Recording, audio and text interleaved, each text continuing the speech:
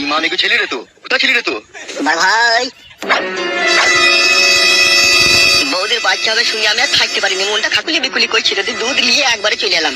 কি ব্যাপার বড় ভাই, মনটা ভারী ভারী, ছেলে হয়েছে তো খুশি হওয়া দরকার তো। কি লিয়েছিস ওইটা? ওটা কি হলো? বড় ভাই আপনি শর্টকাটে কথা বুঝেন না নাকি? এটা দুধ নিয়ে এসেছি গো। দুধ নিয়ে আইছিস? হ্যাঁ গো। আমি দুধ খাবো না, একটা বেরিয়ে দিতে বলছি কখন থেকে, আর দুধ খাবো বানাইতে, আমি দুধ খাবো না। তুই ছেলে না অন্য কিছু বে? ওই শুনে বাচ্চা ছেলেটাকে তখন থেকে মনে হবে ধমক ধমক দিচ্ছে কেন? ছোট ছেলে করে লাড়ি বাড়ি চুমু দিয়ে যাবে। হ্যালো এই মাংমারানি খান কি রড ভাতারি মাগি কি ছেলে জন্ম দিল? হওয়ার পরে বিড়ি খাবে বলছে। তুই আর ভাতারির বাটাবে মানমানি ভাই, তখন থেকে একটা বেরিয়ে দিতে পারছি না, বড় বড় কথা বাড়াইতে এতে কি কথা বলতে রে বাবা?